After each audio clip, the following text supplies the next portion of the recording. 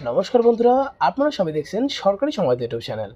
বন্ধুরা, যদি আপনাদের বাড়িতে একটি রেশন কার্ড থেকে থাকে তাহলে কিন্তু এই ভিডিওটাকে একদম ধৈর্য ধরে একদম শেষ পর্যন্ত দেখবেন। তার কারণ বন্ধুরা, তথ্যসূত্রের নতুন খবর অনুযায়ী এইমাত্র কেন্দ্র সরকারের তরফ থেকে প্রায় 4.5 কোটি রেশন কার্ড বাতিল করা হলো। বন্ধুরা, যেমনটা আপনারা সবাই লক্ষ্য করছেন যে লকডাউনের সময় কিন্তু গরিব মানুষের পাশে দাঁড়ানোর জন্য কিন্তু মমতা সরকারের তরফ থেকে রেশন কার্ড হোল্ডারদের সারা জীবন ফ্রিতে রেশন দেওয়ার কথা ঘোষণা করেন।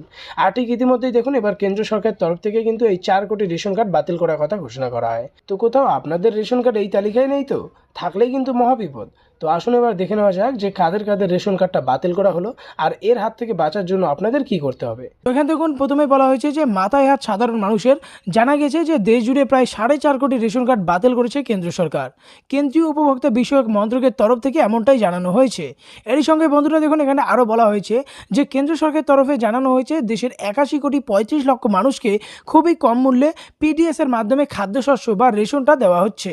বন্ধুরা, এখানে দেখুন আরও বলা হয়েছে যে কেন্দ্র সরকার জানিয়ে দিয়েছে যাদের আধার কার্ডের সাথে রেশন কার্ডের লিঙ্ক করা নেই তাদেরই রেশন কার্ডটা বাতিল করা হচ্ছে। ভুয়ো কার্ডের কারচুপি বন্ধ করার জন্য রেশন কার্ডের সাথে আধার লিঙ্ক করাটা বাধ্যতামূলক। শুধু এই নয়, বহুদিন আগে থেকেই কেন্দ্রীয় সরকারের তরফ থেকে এক দেশ এক রেশন কার্ড চালু করার বিষয়ে চিন্তাভাবনা চলছে। ফলে দেশের বিভিন্ন প্রান্ত থেকেই উপভোক্তারা রেশন নিতে পারবেন। তো আপনাদের রেশন কার্ডের সঙ্গে আধার কার্ড যদি লিঙ্ক থাকে তাহলে আপনাদের ভয় পাওয়ার কোনো ব্যাপার নেই।